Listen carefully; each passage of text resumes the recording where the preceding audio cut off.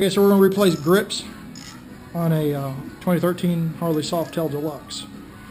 We're going to loosen these two bolts. I already loosened them before we decided to do the video. There's one there. And there's one all the way up under here. Once you break it loose, you can take the wrench off. Just undo it. Now we're going to take this cover off. Okay, so then we'll get the top cover off, and we're going to pull this one off so that we can get down to just the grip itself. Okay, so as you can see, you can't even turn it. You're not going to be able to pull it off.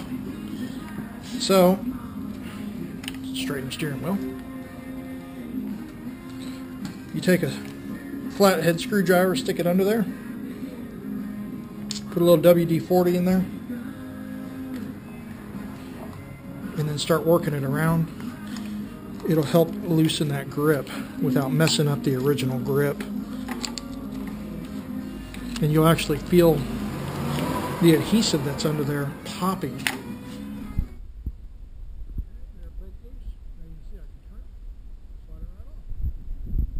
So we're going to wipe it off real good. We want to get the WD-40 off. Then the difference in these two grips is when Harley puts these on, they put a adhesive in there. That's why it was hard to get off.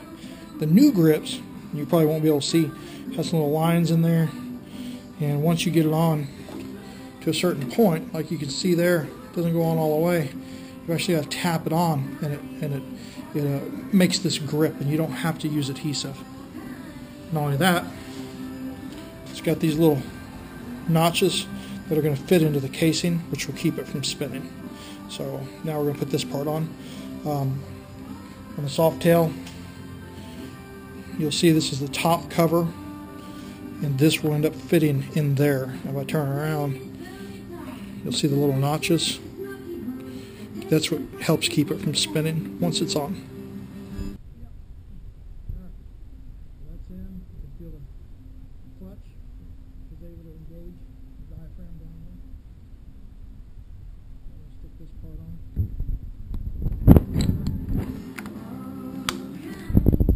What we want to make sure it does here is, see this line right there?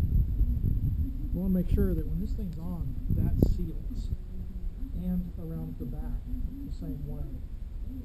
On the street glide, that actually, we'll put our screws in. That's it. That's all there is to it. You can see it doesn't move a bit, and you got a nice grip. Now this is going to be the throttle side. There's a lot more involved in this. We're going to have to undo all the throttle cables. We're going to end up having to take the air filter off so we can see the butterfly in the intake, and make adjustments accordingly after we get the grips on. So let's get started on this one. Okay, so we're going to take our boots off. Alright, so we're going to take it off with 3/8" wrenches. Both of them. Loosen your lock nut. Go ahead and just roll all the way back.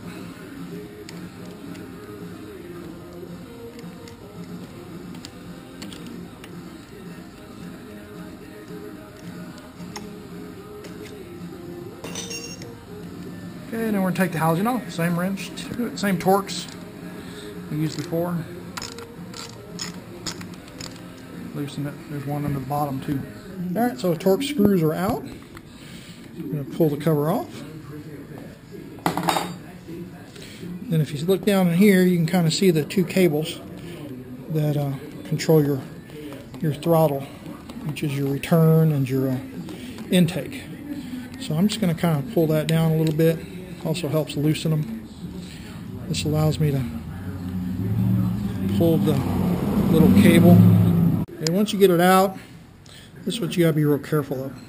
This thing here has a notch in it, and it allows you to take this barrel off. You don't have to, but there it goes. Caught it. Okay, so for the front piece, you got to take this housing really way off. And it's just not easy to get to. That's all there is to it. You got to roll your throttle and then slide it out. Just like that. Okay, so you got it all. I mean, literally, this thing just comes off at that point. and you're ready for the new grip. Okay, so here's a new grip. It's nice. It's Avon, something Margaret liked. It's got the rest for the hand because she doesn't have really a cruise control. She got that mechanical thing, but that's not really effective. So we're going to slide that on there. Get it up here next to those cables. And we're going to take these little gold things and we're going to put them back on there. Once you get that thing on there, this is where it kind of gets tough. So I do it from underneath like that. And there it is. Just kind of snaps in there. Stop. Flip that so that the cut part is not on the outside. That way the cable won't come out. Okay, now we kind of get it in there. If you roll the throttle back, it'll snap into place. And then line the front cable up and make sure that both cables on both sides are in that throttle groove right there. So I got the cables on. I'm going to kind of pull this back off. Once you got those cables on, there's a little notch here on this lower housing, and it's going to have to snap back up in there. So you just kind of wiggle it around until it goes in. You can stick that on there, and then put your Torx screws back in. Got the bolt out. Pull it. Woohoo! Those are nice, juicy grasshoppers. Yep, Margaret's sucking up grasshoppers. Alright, so we're going to use a Torx 27 to get the filter off. Alright, now that we got the air filter off, we're going to take a look at the butterfly valve. That's that thing right in there. Get back, kind of get an idea where it's at if you've never seen one. And that's your air intake.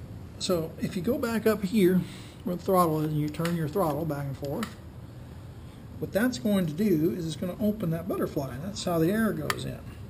Now you can see right there it's not at a 90 degree or flat, and I'm at full throttle. So the first thing we're going to do is we're going to go back up to our cables and we're going to start tightening the front cable, which is the front towards the front of the bike, until when we come to full throttle that butterfly valve is at a perfect 90 degrees. Just this until we hear it just click at full throttle on that mechanical stop behind the intake housing. A little more. See how the butterfly valve's opening up more at full throttle? Even more. Still not. You still don't hear the click behind there where the mechanical stop connects. A little more. There it goes. Now if you listen real close, you should be able to hear it. Right there. So I'm going to actually back it off a little bit so that it just barely clicks, which means it's touching the mechanical stop.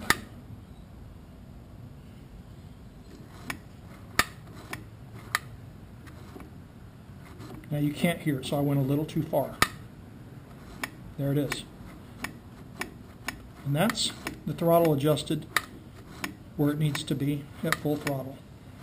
So you can see how far we went. This originally was all the way back here when we loosened it. So now we're going to take our locking nut and we're going to roll it up all the way up there, and then we'll take our 3/8 inch wrench and a crescent and we'll tighten it.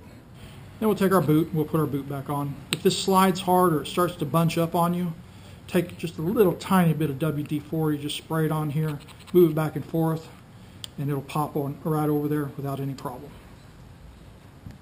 Okay, last adjustment is the amount of play in the throttle and also the return if you let off. The return's real good right now, but you got way too much play. So we're going to come back down here to this one, the other one that we haven't touched yet since all this throttle adjustment, and we're just going to rotate it counterclockwise. And as you can see up here, our play is less as we turn counterclockwise. Should be about 1/16 of an inch, 1/8 inch maybe max of play. There we go. That's about it. And it should snap back. Now, that's all fine, but as you do it a little bit, you'll see it tightens up. So you may have to work it a little bit. Now, What you got to do though is when you turn the wheel or the handlebars, what it does is it tightens this cable. It goes all the way down, and it will change the amount of play and the amount of return.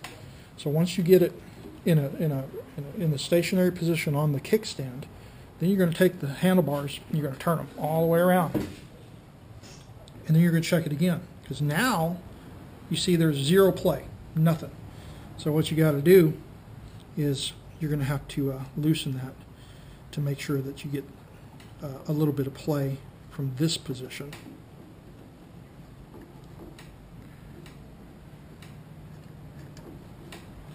Another thing that happens, and let's go ahead and show you real quick, is if you get it too tight, you'll see the throttle will stick. As I turn it, you can see I can slow it down, and it won't release. So that's why you turn the wheel. I can actually make it stop if I make it too tight, see? So that's why we turn the handlebars all the way to the opposite side. And we readjust it again until we get the correct amount of play, which that's pretty good. All right, once you get it done, use your 3/8 inch or whatever else you need. If you got two of them, get your retaining nut on there. Same way, tighten it up. A little WD-40 if you need it, oil something. Pull that back till it kind of grabs, and that's it. That's how you replace the throttle side grip on a 2013 Harley Davidson Softail Deluxe.